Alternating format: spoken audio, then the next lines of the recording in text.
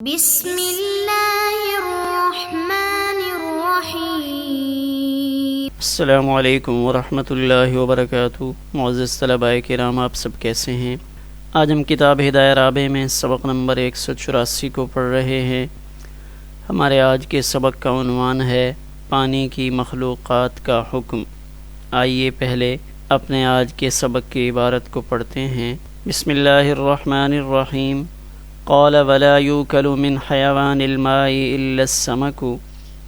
وقال مالك رحمه الله وجماعة من أهل العلم بإطلاق جميع ما في البحر، واستثنى بعضهم الخنزير والكلب والإنسان، وعن الشافعي رحمه الله أنه أطلق ذلك كله، والخلاف في الأكل والبيع واحد لهم قوله تعالى أحل لكم صيد البحر من غير فصل، وقوله عليه السلام في البحر هو الطهور ماؤه والحل ميتته، ولأنه لا دم في هذه الأشياء إذ الدموي لا يسكن الماء، والمحرم هو الدم فأشبه السمك۔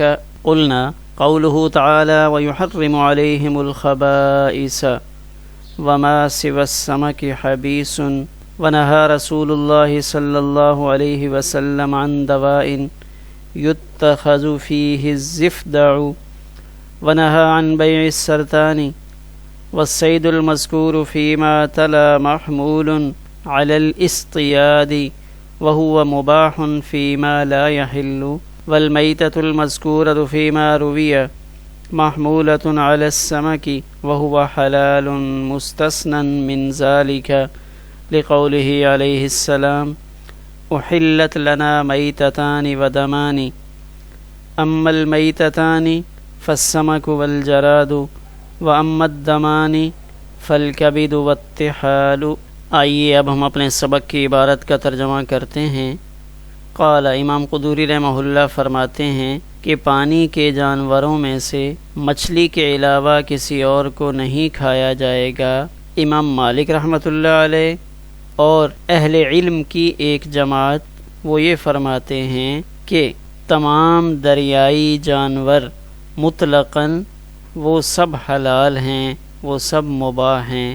ہاں، ان میں سے کچھ لوگوں نے خنزیر، کتا اور انسان ان کا استثناء کر دیا، اور حضرت امام شافعی رحمہ اللہ سے منقول ہے کہ انہوں نے مطلقاً تمام دریائی جانوروں کو جائز قرار دیا۔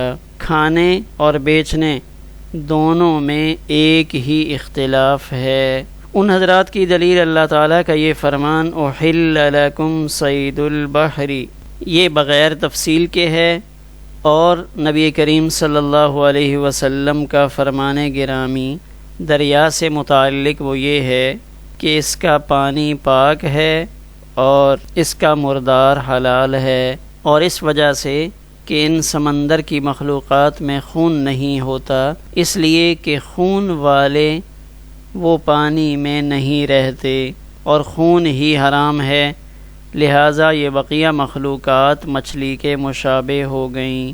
ہم یہ عرض کرتے ہیں، ہماری دلیل یہ ہے کہ اللہ تعالیٰ کا یہ فرمان وَيُحَرِّمُ عَلَيْهِمُ الْخَبَائِثَ کہ اللہ کے پاک پیغمبر ان پر خبیث چیزوں کو حرام کرتے ہیں، تو مچھلی کے علاوہ سب چیزیں وہ خبیث ہیں، اور رسول اللہ صلی اللہ علیہ وسلم نے ایسی دوا کے استعمال سے منع فرمایا جس میں مینڈک ڈالا گیا ہو، اور اسی طرح آپ صلی اللہ علیہ وسلم نے سرطان یعنی کیکڑے کی بے سے بھی منع فرمایا۔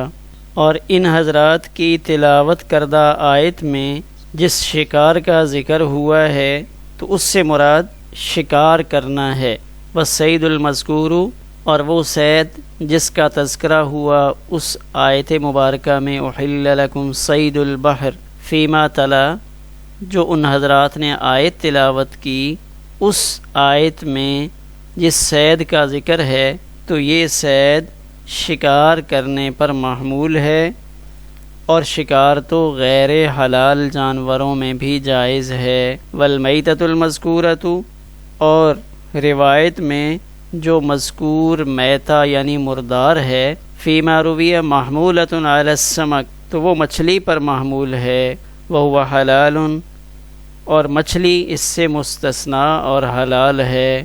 نبی کریم صلی اللہ علیہ وسلم کے اس فرمان کی وجہ سے کہ ہمارے لیے 2 مردار حلال کیے گئے اور 2 خون حلال کیے گئے۔ بہرحال مردار اس سے مراد تو مچھلی اور ٹڈی ہیں، اور خون سے مراد کلیجہ، کبد کلیجہ، وطحال اور تلی ہیں۔ آئیے اب ہم اپنے سبق کی تشریح کی جانب بڑھتے ہیں۔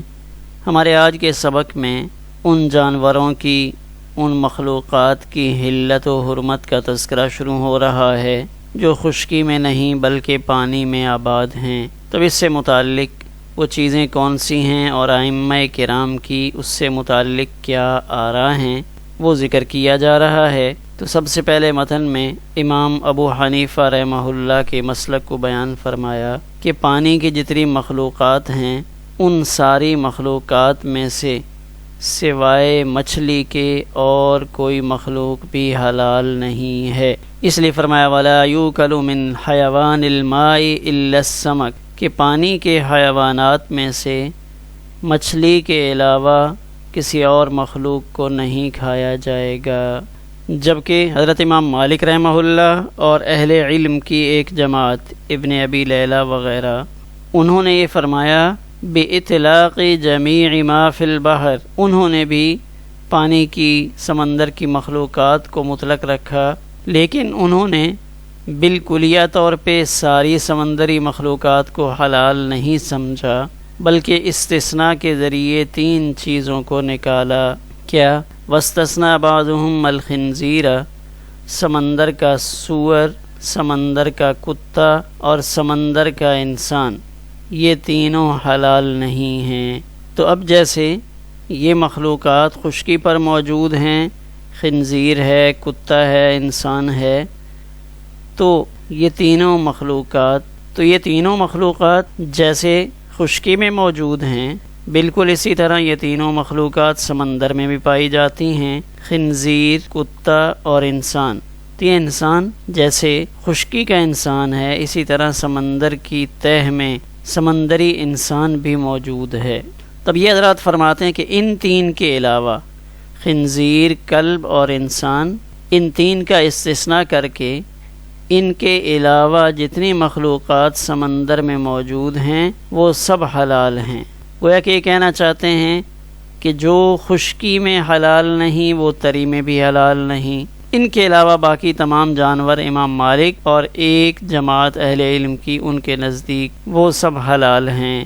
جبکہ حضرت امام شافعی رحمہ اللہ تعالی انہوں نے مزید وسعت کا اظہار فرمایا اور یہ فرمایا کہ سمندر کے تمام جانور، تمام مخلوقات، سمندر کی تمام مخلوقات حلال ہیں، یعنی پانی والی تمام مخلوقات کو حلال قرار دیا۔ تو اب یہاں پہ یہ کہتے ہیں والخلاف فی الاکل والبیع واحد، اب یہ جو اختلاف پایا جا رہا ہے تو یہ اختلاف جیسے ان کے کھانے میں ہے اسی طرح یہی اختلاف ان کے بیچنے میں بھی ہے۔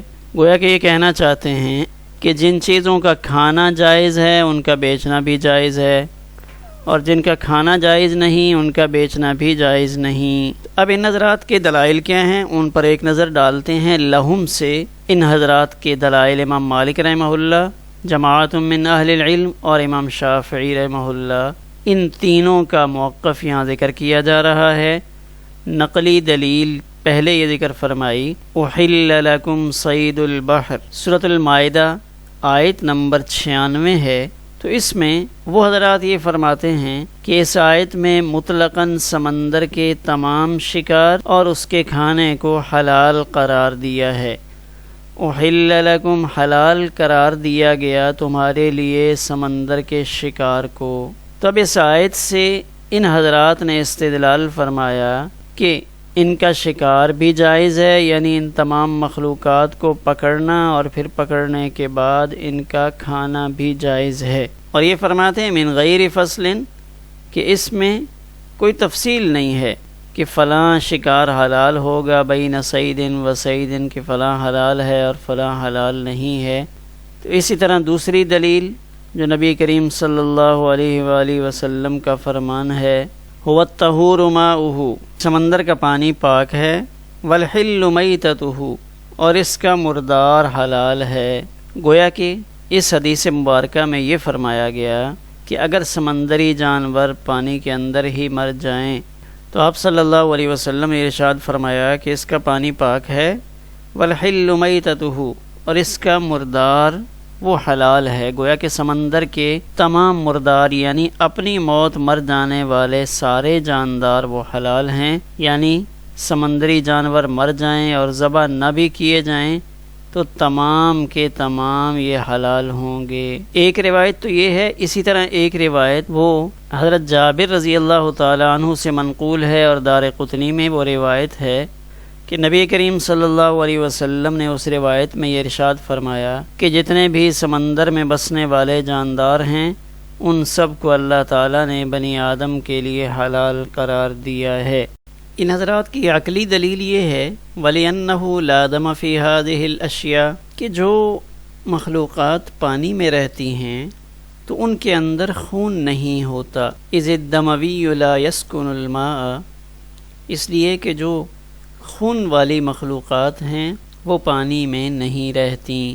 وَالْمُحَرَّمُ هُوَ الدَّمُ، اور اصل میں جو جانداروں کے اندر حرام ہوتا ہے وہ دم سائل ہے، بہتا ہوا خون ہے، جبکہ سمندری جانوروں میں بہتا ہوا خون نہیں ہوتا۔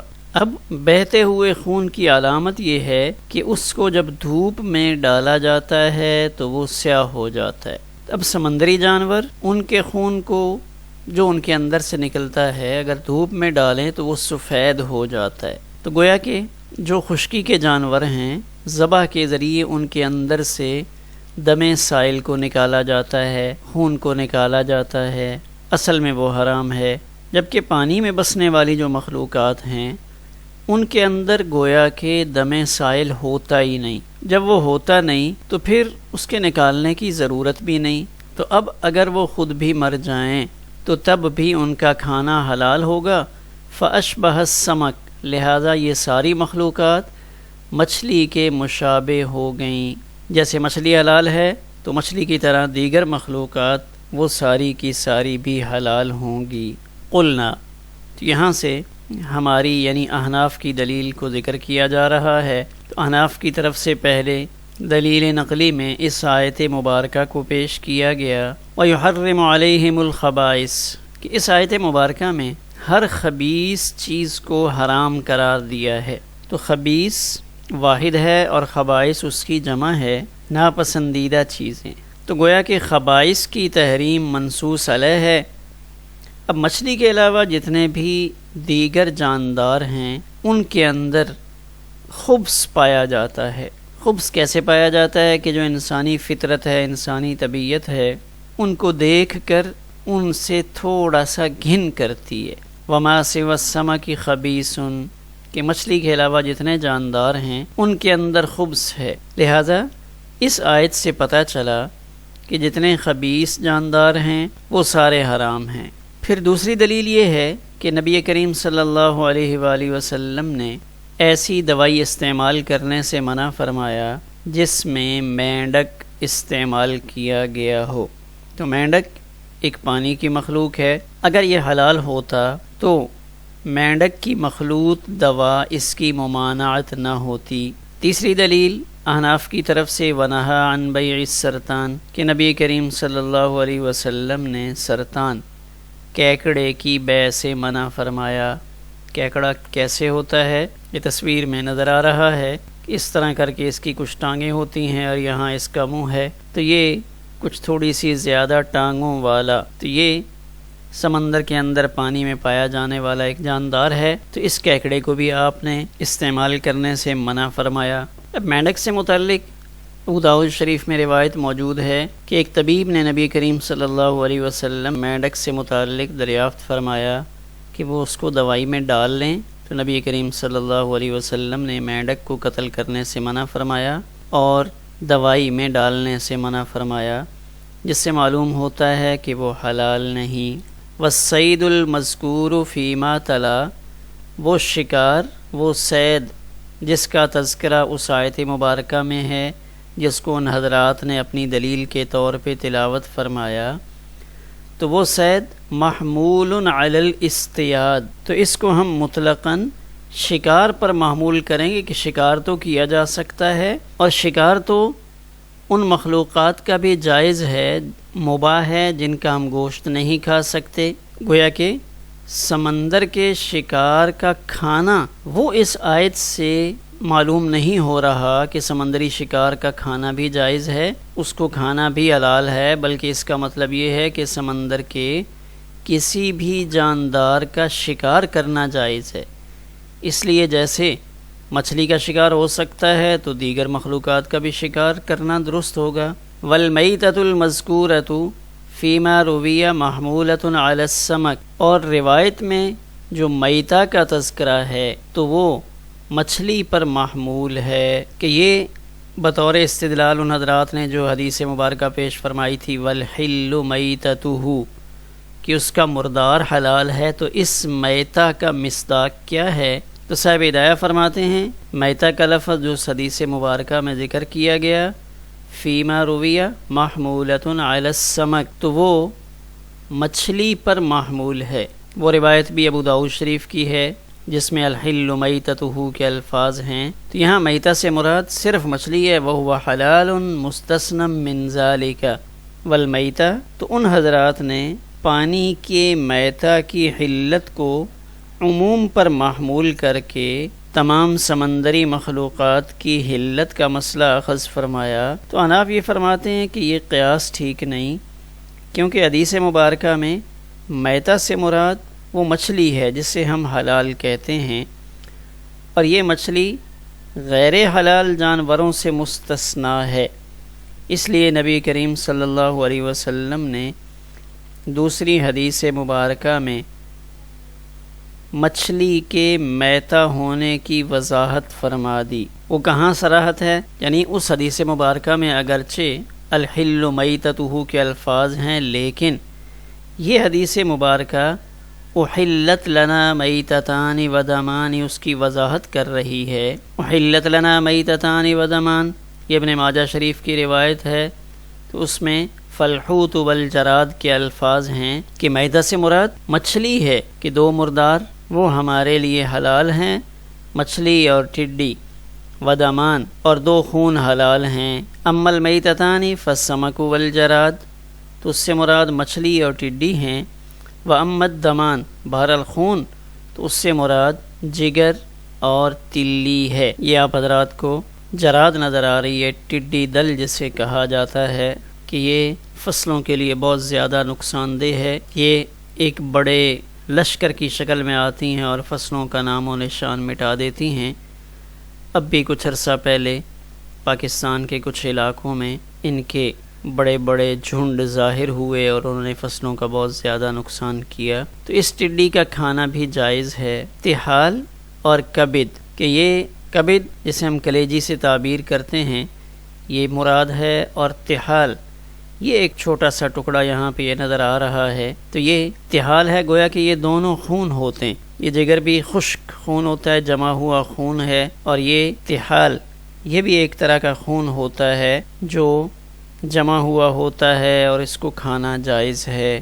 آخر میں ایک نظر اپنے آج کے سبق کے خلاصے پر ڈالتے ہیں۔ تو ہمارے آج کے سبق میں پانی کی مخلوقات کی تفصیل بیان ہو رہی تھی، تو اس میں امام مالک، امام شافعی اور اہل علم کی ایک جماعت وہ یہ رائے رکھتی ہے کہ سمندر کی تمام مخلوقات حلال ہیں، جبکہ امام ابو حنیفہ رحمہ اللہ فرماتے ہیں نہیں، مچھلی کے علاوہ اور کوئی مخلوق جس کا تعلق پانی کے ساتھ ہو وہ حلال نہیں ہے۔ حضرت امام مالک رحمہ اللہ تعالی ان کی رائے گرامی آپ کے سامنے آ گئی کہ پانی کے اندر بسنے والی مخلوقات میں سے 3 کا استثناء کیا، سمندری خنزیر، سمندری کتا اور سمندری انسان۔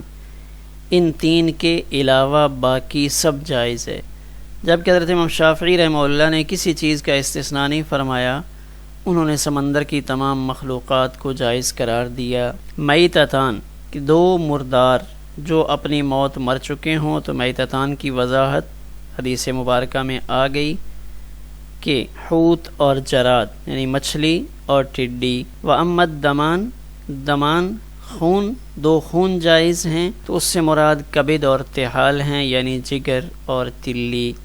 ہمارا آج کا سبق اسی پر مکمل ہوا۔